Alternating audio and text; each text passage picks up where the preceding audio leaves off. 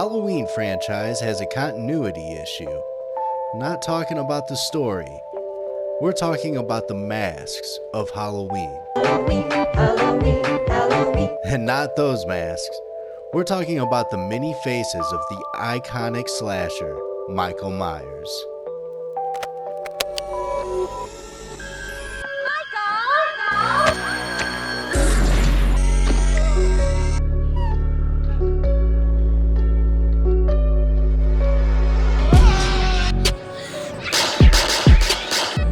Sam Haddonfield is 150 miles away from here now. Now, for God's sakes, he can't drive a car. He was doing very well last night. Maybe someone around here gave him a lesson.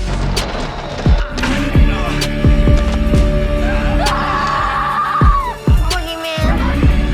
Scared. There's nothing to be scared of. Are you sure?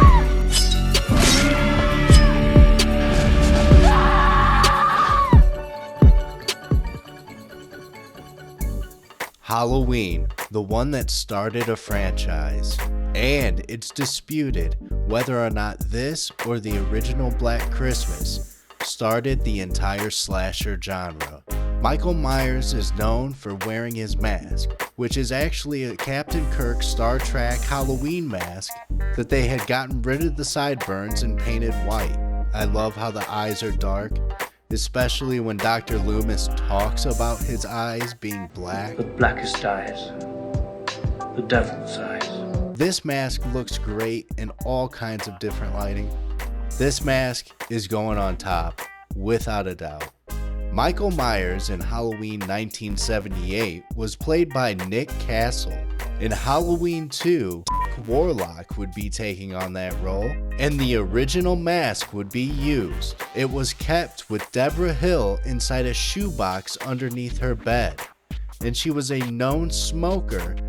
That's why Michael Myers' mask has a yellow, more worn look to it. Although it's the same mask, it does look different. The cheeks are more rounded, and so it's going a tier down below the original mask. Halloween 4, The Return of Michael Myers. This mask is allegedly a Captain Kirk Star Trek mask, but looks more like Data from TNG.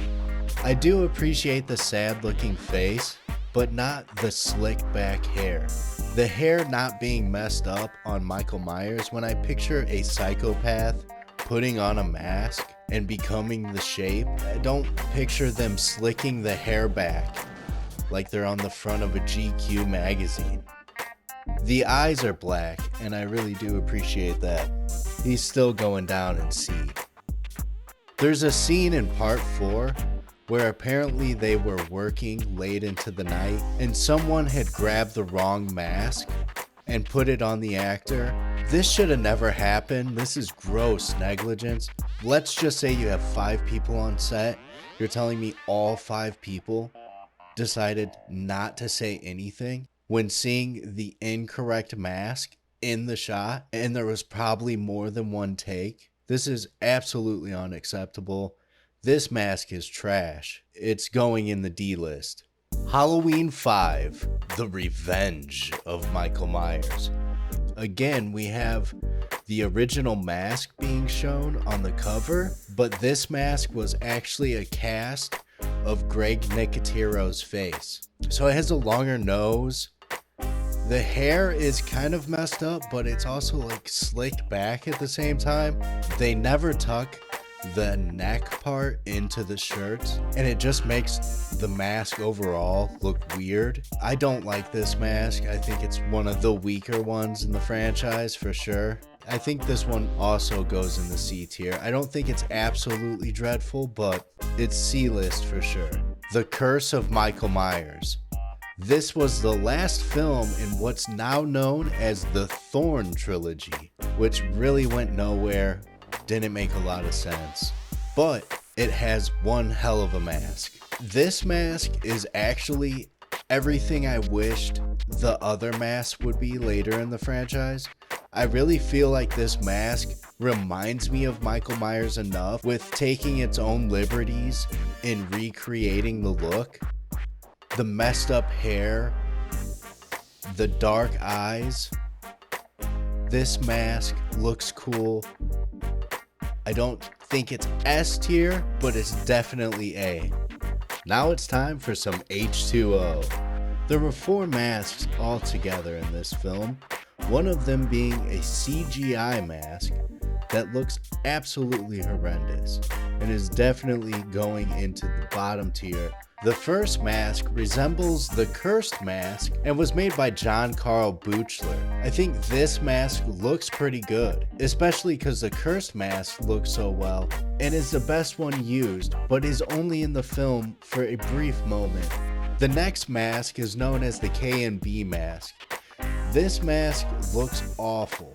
Apparently, they had filmed most of the movie when somebody on set mentioned that the mask did not resemble Michael Myers at all. That's when they hired Stan Winston. You would think that Stan Winston would make a great Michael Myers mask. Unfortunately, he's made one of the worst. It's more of a Sideshow Bob Michael Myers mask. The hair is too fro-like, and the eye holes yet again revealing too much of the eyes, and much like Dr. Loomis said, The blackest eyes. The devil's eyes. this does not resemble that. I'm going to put the John Carl Buechler one at the B ranking, and the rest of these masks can go into the D. Halloween Resurrection. This film is awful.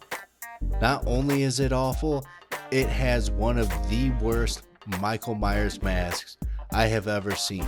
There's too much detail in Michael Myers' face. I remember my art teacher saying sometimes in art, less is more. And they've done far too much to this mask. The hair is short and looks too neat, revealing too much of the eyes, and with black outlined, it's like the Bret Michaels or Justin Bieber of Michael Myers masks. He looks far too pampered and gussied up as if he's prepared for a date. Don't flirt with him.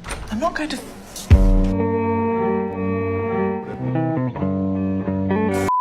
King hell, eh? You're going in the D list. Rob Zombie's Halloween. This film's over the top, and so is The Mask. I like the worn look, and I feel like it pays homage to the original, so I'm gonna put it in the A. Halloween 2, on the other hand, the mask is now dilapidated. He barely wears it, and it just looks awful.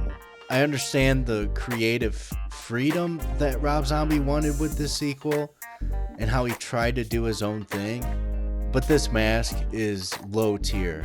Halloween 2018. This mask looks great, and that this mask truly looks like the original, and if it had aged. This is definitely S tier. Halloween Kills.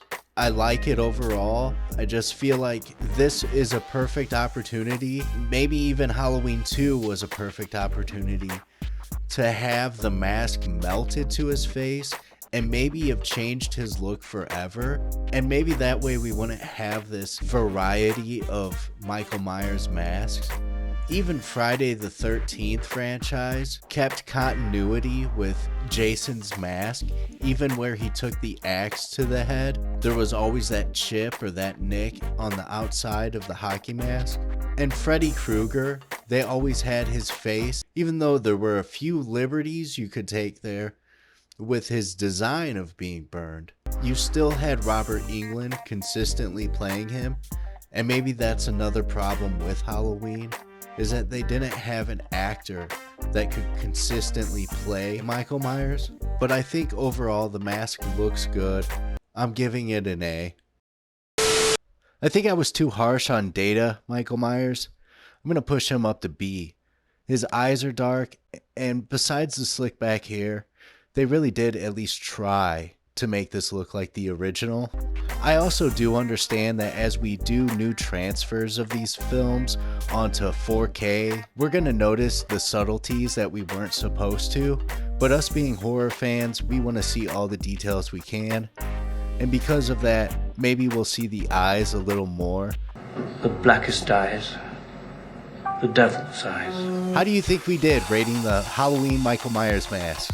Let us know down below. Subscribe to the channel. Keep up to date with all the new videos. If you like this video, hit like. If you dislike this video, hit dislike. And until next time, later.